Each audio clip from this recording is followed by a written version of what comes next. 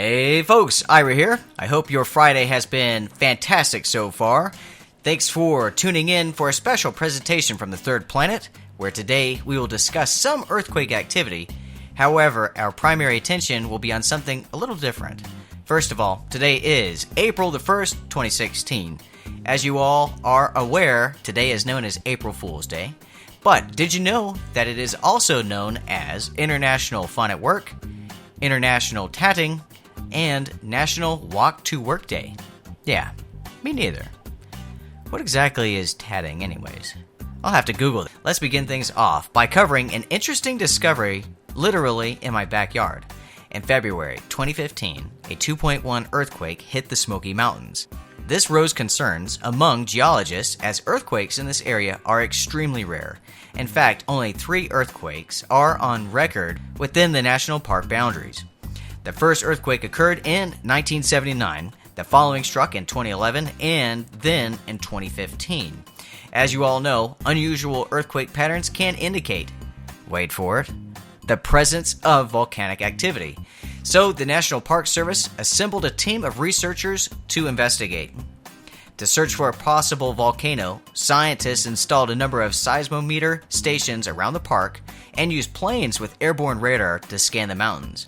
After a year of gathering data, the geologists uncovered a vast magma chamber beneath Mount LeConte. In the National Park Service press release, lead researcher Dr. Andrew Johnson admits that the discovery was truly shocking.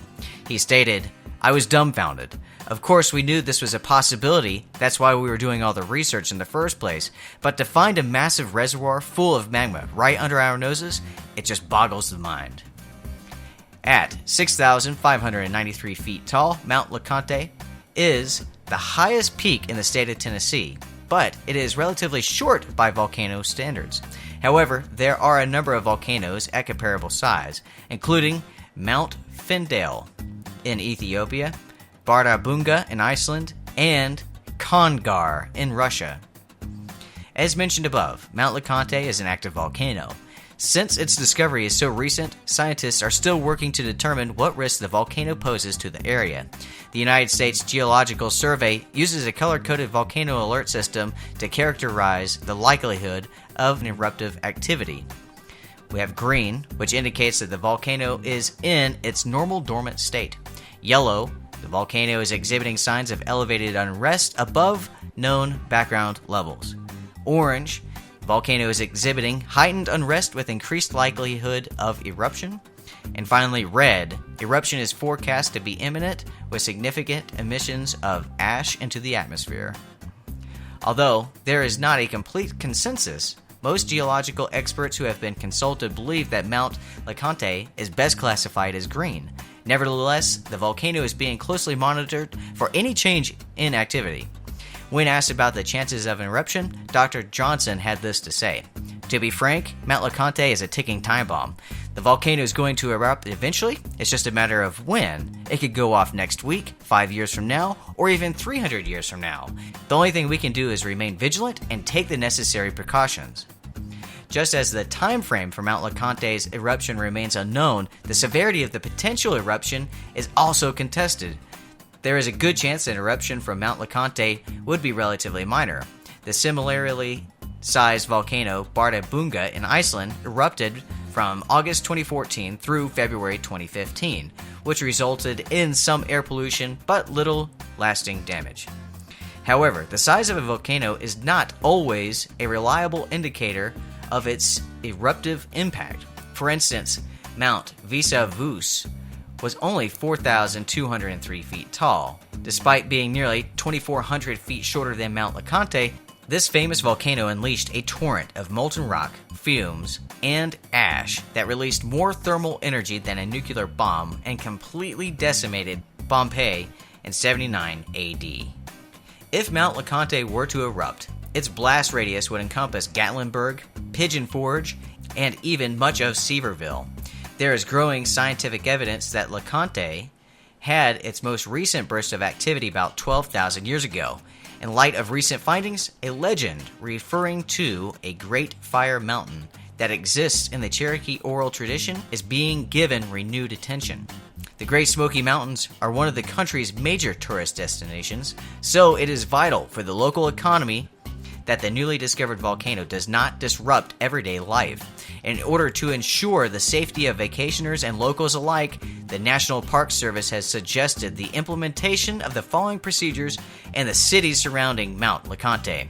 This is pretty wild, folks. Get this. All national park centers will give out free masks for travelers to keep in their vehicles in case the air quality is diminished by high quantities of ash.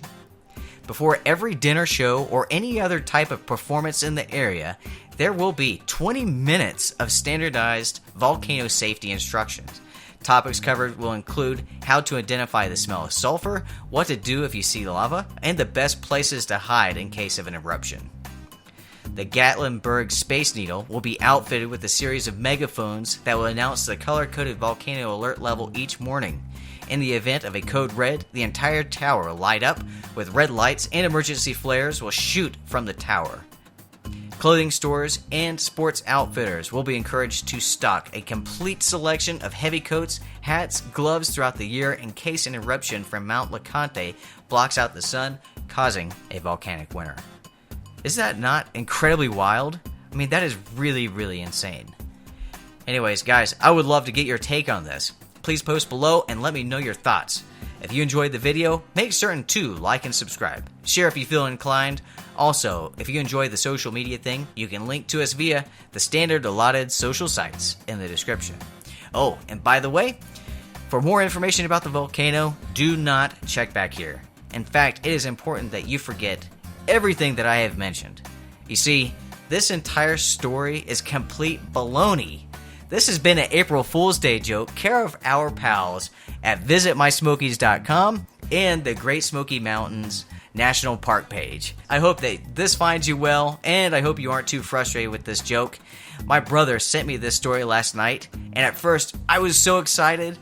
As I read on, though, I discovered that I was completely had. I mean, big time. I knew then that I couldn't be the only one to fall for it. So, sorry.